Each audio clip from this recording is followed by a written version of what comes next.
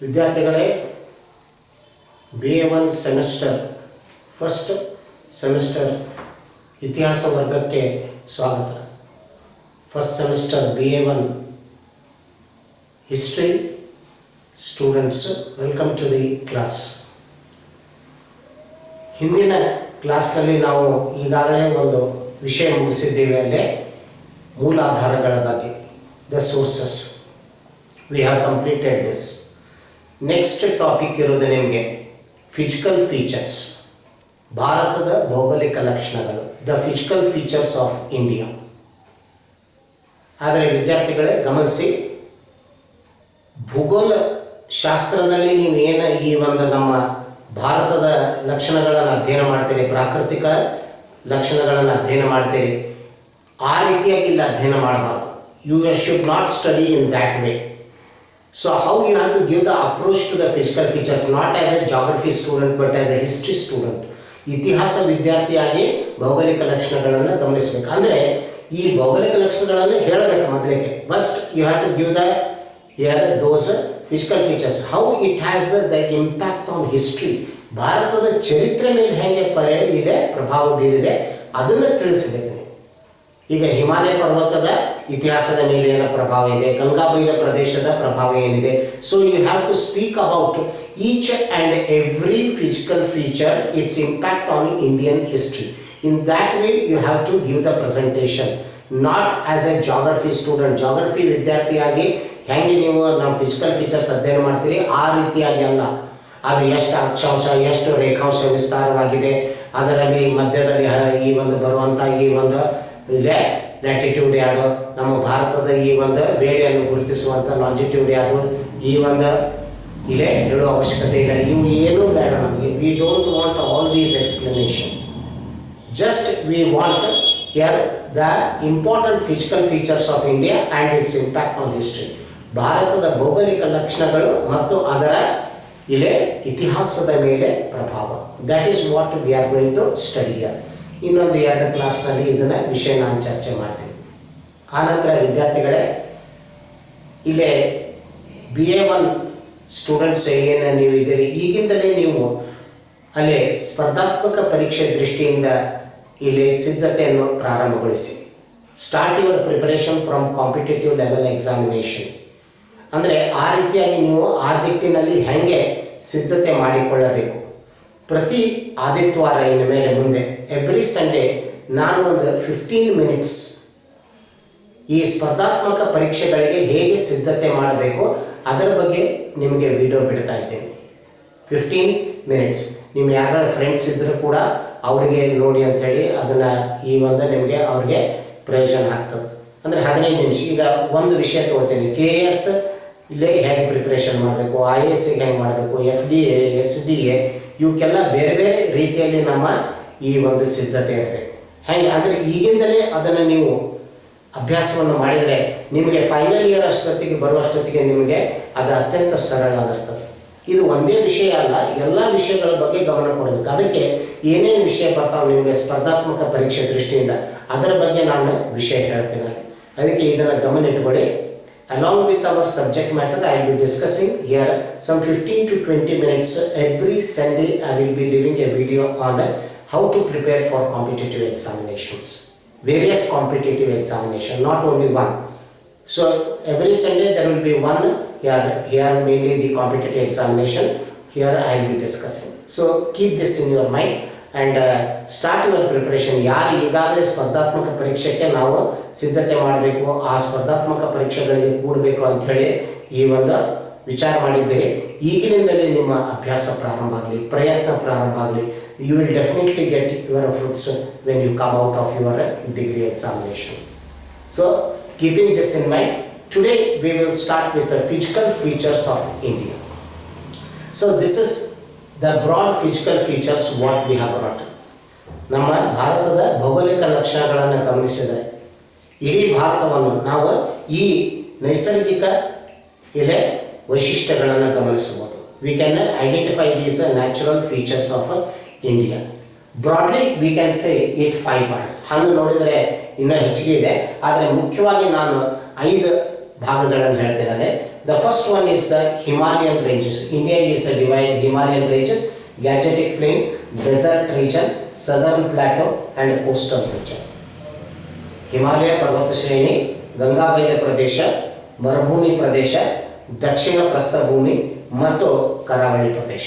ಹೀಗೆ 5 ಭಾಗಗಳು ಬರ್ತವೆ. ಆದರೆ ಅದಕ್ಕಿಂತ ಪೂರ್ವದಲ್ಲಿ ಹೋಗೋಕ್ಕಿಂತ ಪೂರ್ವದಲ್ಲಿ ಸಂಕ್ಷಿಪ್ತವಾಗಿ ಒಂದು ಭಾರತದ ಬಗ್ಗೆ ಪ್ರಾಸ್ತಾವಿಕವಾಗಿ ಬರೀಬೇಕು. ಸೊ ಇದು ನಿಮಗೆ ಪರೀಕ್ಷೆಯಲ್ಲಿ 10 ಮಾರ್ಕ್ಸ್ ಕ್ವಶನ್ ಅಲ್ಲಿ ಕೇಳಬಹುದು. It's a 10 marks question. 10 ಅಂಕದಲ್ಲಿ ಪ್ರಶ್ನೆ ಬರ್ಬೋದು. ಏನು ಬರ್ಬೋದು? Describe the physical features of India. ಭಾರತದ ಭೌಗೋಳಿಕ ಲಕ್ಷಣಗಳನ್ನು ವಿವರಿಸಿ. ಹಿಂಗೆ ಇದನ್ನು ಕೇಳಬಹುದು. Or mention the importance of physical features in the history. ಭಾರತದ ಇತಿಹಾಸದಲ್ಲಿ ಭೌಗೋಳಿಕ ಲಕ್ಷಣಗಳ ಪ್ರಾಮುಖ್ಯತೆಯನ್ನು ತಿಳಿಸಿದೆ. 10 ಮಾರ್ಕ್ಸ್ನಲ್ಲಿ ಈ ಕ್ವಶನ್ ಬರ್ಬೋದು. ಅದಕ್ಕೆ ಒಂದು ಸಂಕ್ಷಿಪ್ತವಾಗಿ ಪೀಠಿಕೆ ಕೊಡ್ರಿ. Just it is a brief introduction, geographical introduction, ಭೌಗೋಳಿಕ ಪರಿಚಯ ಭಾರತದ್ದು. So India, as you know that, is located in the northern hemisphere. ಇಲ್ಲೇ ಉತ್ತರ ಅರೆಗೋಲ ಪ್ರದೇಶದಲ್ಲಿ ಈ ಒಂದು ನಾವು ಭಾರತ ದೇಶವನ್ನು ನಾವು ನೋಡ್ತೀವಿ. ಏಷ್ಯಾ ಖಂಡದಲ್ಲಿ ಬರ್ತದೆ. It comes in the Asia continent and it is located in the northern hemisphere. ಅಂದರೆ ಇಲ್ಲೇ ಈಕ್ವೇಟರ್ ಏನಿದೆ 0 ಡಿಗ್ರಿ, ಈಕ್ವೇಟರ್ದ ಉತ್ತರ ಭಾಗಕ್ಕೆ ನಾವು ಇಲ್ಲೇ ಭಾರತವನ್ನು ನೋಡ್ತೀವಿ. So it is located in the northern hemisphere, ಉತ್ತರ ಅರೆಗೋಲ ಪ್ರದೇಶದಲ್ಲಿ ಬರ್ತದೆ. That is what we have got. And longitude wise if you look at it is located in the eastern hemisphere. ಪೂರ್ವ ಅರೆಗೋಲದಲ್ಲಿ ಈ ಒಂದು ನಾವು ನೋಡ್ತೀವಿ. ಇಲ್ಲೇ ಅಕ್ಷಾಂಶ ರೇಖಾಂಶಗಳನ್ನು ಹೇಳಬೇಕಾದ್ರೆ. So it is the location what we are mainly concerned here. Usually the beginning what we say, if you take from the tip of the mainland, ಮುಖ್ಯ ಭೂ ಪ್ರದೇಶ ಏನಿದೆ ಭಾರತದ್ದು ಅಂದರೆ ಈ ಕನ್ಯಾಕುಮಾರಿ ಪ್ರದೇಶ, ಇಲ್ಲೇ 8 ಡಿಗ್ರಿ ಪಾಯಿಂಟ್ ಈ ಒಂದು 7 ಏನೋ ಬರ್ತದೆ, ಅದು 8.8 ಡಿಗ್ರಿ ಉತ್ತರದಿಂದ ಹಿಡಿದುಕೊಂಡು 37 ಡಿಗ್ರಿ ವರೆಗೂ.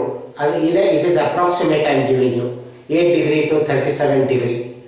ಅದೇ ನೀವು ದಕ್ಷಿಣ ತುದಿಯಾದಂದರೆ ಅಂಡಮಾನ್ ನಿಕೋಬಾರ್ದಲ್ಲಿ ಇಂದಿರಾ ಪಾಯಿಂಟ್ ಅಂತ ಹೇಳಿ ಬರ್ತದೆ, 6 ಡಿಗ್ರಿ ಈ ಒಂದು ಉತ್ತರ, 6 point is something it will come. So it is not necessary. Indira ಪಾಯಿಂಟ್ನಿಂದ ದಕ್ಷಿಣದ ಅತ್ಯಂತ ಭಾರತದ ತುದಿ ಅಂದರೆ Indira point to Indira col in the north. So this is the expansion from here the south to north.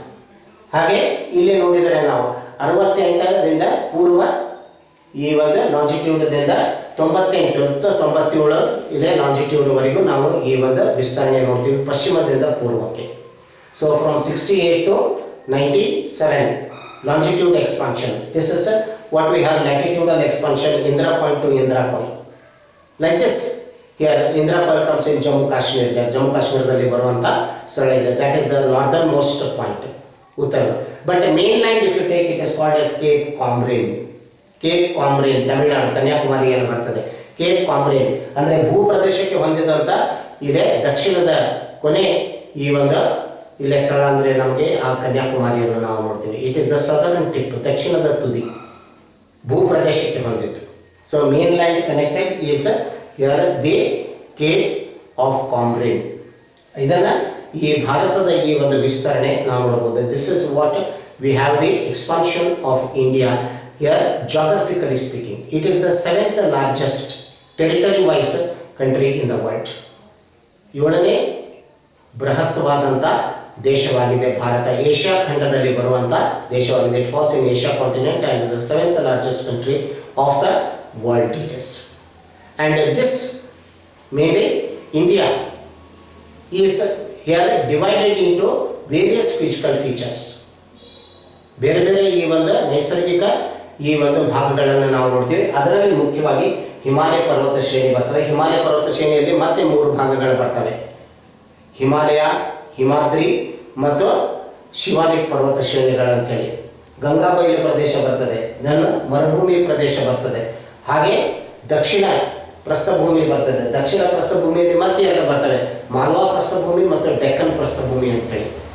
ಹಾಗೆ ಕರಾವಳಿ ಪ್ರದೇಶ, ಪಶ್ಚಿಮ ಘಟ್ಟಗಳು, ಪೂರ್ವ ಘಟ್ಟಗಳು. So we get lot of islands. ಇತ್ಲ ಕಡೆ ಅಂಡಮಾನ್ ನಿಕೋಬಾರ್ ಈ ಒಂದು ದ್ವೀಪಗಳು, ಇತ್ಲ ಕಡೆ ಲಕ್ಷದ್ವೀಪ ದ್ವೀಪಗಳು.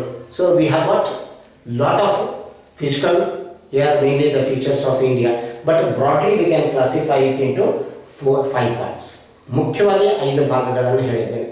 ಅಂದರೆ ನಮಗೆ ಇತಿಹಾಸ ದೃಷ್ಟಿಯಿಂದ ನಾನು ಅದನ್ನು ತಗೋತಾ ಇದ್ದೀನಿ. It is from not geography point of view, from historical point of view I will be discussing this. So introduction ಆಗಿ ಇದನ್ನು ಜಸ್ಟ್ ಬ್ರೀಫ್ ಆಗಿ ಕೊಡೋದು. So today we will take the mainly for the discussion the first one, the Himalayan ranges. Himalaya ಪರ್ವತ ಶ್ರೇಣಿಗಳ ಬಗ್ಗೆ ವಿಷಯ ನಾನು ಚರ್ಚೆ ಮಾಡ್ತಾ ಇದ್ದೀನಿ. So the Himalayas R the northern most, here the physical feature V have got. ಭಾರತದ ಉತ್ತರಕ್ಕೆ ನಾವು ಈ ಒಂದು ಹಿಮಾಲಯ ಪರ್ವತ ಶ್ರೇಣಿಯನ್ನು ನಾವು ನೋಡ್ತೀವಿ. Here it is mainly the northern, here the portion of India is mainly having this Himalayan ranges. So Himalayan ranges here mainly here are the young fold mountains. ಯುವ ಪರ್ವತ ಶ್ರೇಣಿಗಳು ಅಂತ ಹೇಳಿ ಇವುಗಳನ್ನು ಇಲ್ಲೇ ಕರೆಯಲಾಗಿದೆ. So they R Young fold mountains.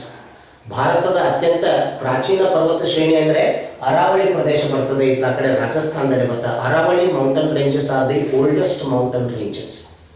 ಅತ್ಯಂತ ಇಲ್ಲೇ ಸನಾತನ ಪರ್ವತ ಶ್ರೇಣಿಗಳು ನಮ್ಮ ಭಾರತದ ಅಂದರೆ ಅರಾವಳಿ ಪ್ರದೇಶಗಳು. These are Young mountains.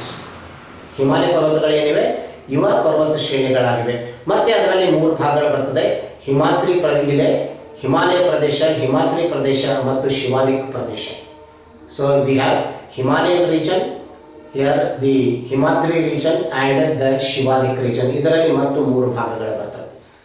So this here even in our ancient text the Himalayas are referred. ನಮ್ಮ ಪ್ರಾಚೀನ ಭಾರತದ ಕೆಲವು ಗ್ರಂಥಗಳಲ್ಲಿ ಹಿಮಾಲಯದ ಬಗ್ಗೆ ಉಲ್ಲೇಖನೆ ಇದೆ. we have got the references.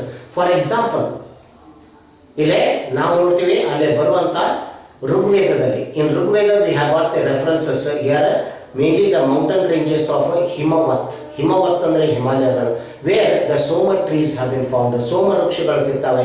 ಸೋಮ ವೃಕ್ಷವನ್ನು ಆರ್ಯನರು ಪೂಜೆ ಮಾಡ್ತಾ ಇದ್ದಾರೆ. Mainly the Soma tree was worshipped by the Aryans, which was found in the Himalayan region. Very sacred tree which was found in this Himalayan region. ಅದಕ್ಕೆ ಋಗ್ವೇದದಲ್ಲಿ ಅದರ ಉಲ್ಲೇಖನೆ ಇದೆ. ಹಾಗೆ ಮುಂದೆ ನಾವು ನೋಡ್ತೀವಿ ಬಾಣನ ಹರ್ಷ ಚರಿತೆಯಲ್ಲಿ ಬರ್ತದೆ, ಕಾದಂಬರಿಯಲ್ಲಿ ಅದರ ಬಗ್ಗೆ ಉಲ್ಲೇಖನೆ ಇದೆ. We have the references in ಬಾಣಸ್ Harsha Charite and ಕಾದಂಬರಿ about the Himalayas. ನಂತರ ನಾವು ನೋಡೋದು ಕಲ್ಲಣ್ಣನ Rajatarangini. It mentions about the history of the Kashmir. 11ನೇ ಶತಮಾನದ ಕೃತಿ ಕಾಶ್ಮೀರದ ಚರಿತ್ರೆಯನ್ನು ಅವನು ಹೇಳ್ತಾನೆ. ರಾಜತರಂಗಿಣಿ ಅಂತೇಳಿ ಬರ್ತದೆ. ಅದರಲ್ಲಿ ಹಿಮಾಲಯದ ಬಗ್ಗೆ ಸಾಕಷ್ಟು ಈ ಒಂದು ವಿವರಣೆ ಇದೆ. We have got lot of information about the Himalayas. So these Himalayas which are located to the north, ಆ ಉತ್ತರಕ್ಕೆ ಇರುವಂಥ ಹಿಮಾಲಯ ಪರ್ವತಗಳು, how it has the impact on history. ಇತಿಹಾಸದ ಮೇಲೆ ಯಾವ ರೀತಿಯಾಗಿ ಪ್ರಭಾವ ಬೀರಿದೆ. So just you have to give some importance of this Himalayas. ಕೆಲವು ಹಿಮಾಲಯ ಪರ್ವತದ ಪ್ರಾಮುಖ್ಯತೆಯನ್ನು ತಿಳಿಸಬೇಕು. So the Himalayas have become here the natural guards to the India. ನೈಸರ್ಗಿಕ ಕಾವಲುಗಾರರು ಅಂತ ಹೇಳಿ ಕರೀತಾರೆ ಹಿಮಾಲಯ ಪರ್ವತ ಶ್ರೇಣಿಗಳನ್ನು. They are called as the natural guards to India. So it was mainly here it has protected India from many invasions.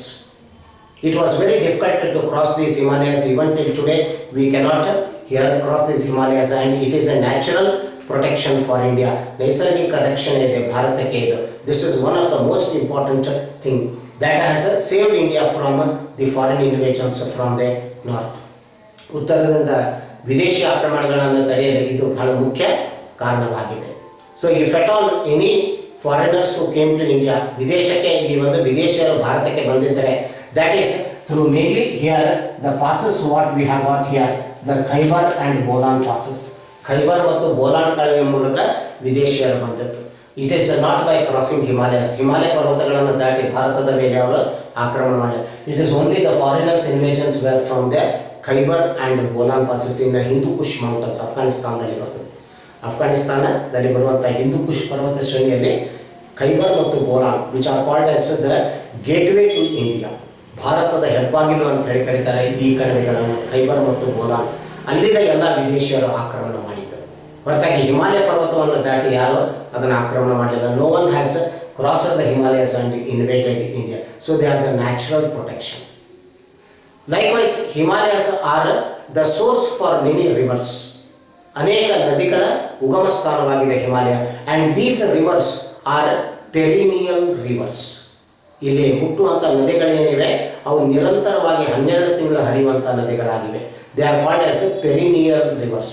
ಅದೇ ದಕ್ಷಿಣ ಭಾರತದ್ದು ನಾವು ಹೇಳ್ತೇವೆ 12 ತಿಂಗಳು ಹರಿಯುವ, ಬರೀ ಮಳೆಗಾಲದಲ್ಲಿ ಮಳೆ ಬಂದಾಗ ಹರಿತದೆ. They are non perennial, only they are rain fed. But they we find all the Himalayan rivers. ಯಾವುದೇ ನಮ್ಮ ಮುಖ್ಯ ನದಿಗಳನ್ನು ತೆಗೆದುಕೊಳ್ರಿ, ಅದನ್ನು ಸಿಂಧು ತೆಗೆದುಕೊಳ್ರಿ, Ganga, Yamuna, here any other rivers you take, they are perennial rivers. ನಿರಂತರವಾಗಿ 12 ತಿಂಗಳು ಹರಿಯುವಂಥ ನೀರು. ಅಂದರೆ ಮಳೆಗಾಲದಲ್ಲಿ ಕೂಡ ಮಳೆ ನೀರಿಂದ ಅದಕ್ಕೆ ನೀರು ಬಂದರೆ ಬೇಸಿಗೆ ಕಾಲದಲ್ಲಿ ಹಿಮ ಕರಗಿ ನಾವು ನೋಡ್ತೀವಿ ಅಲ್ಲಿ ನೀರು ಬರ್ತದೆ. So this is how here they are the source of many rivers. ಅನೇಕ ನದಿಗಳ ಮೂಲವಾಗಿದೆ ಹಿಮಾಲಯ ಪರ್ವತಗಳು. And these rivers have created a very fertile plain here which we call it as Gangetic plain. ಈ ಹಿಮಾಲಯದಲ್ಲಿ ಹುಟ್ಟುವಂಥ ನದಿಗಳು ಮುಂದೆ ಬಯಲು ಪ್ರದೇಶಕ್ಕೆ ಬಂದರೆ ಫಲವತ್ತಾದ ಒಂದು ಬಯಲು ಪ್ರದೇಶ ಇದೆ, ಗಂಗಾ ಬಯಲು ಪ್ರದೇಶ, which is very important from historical point of view.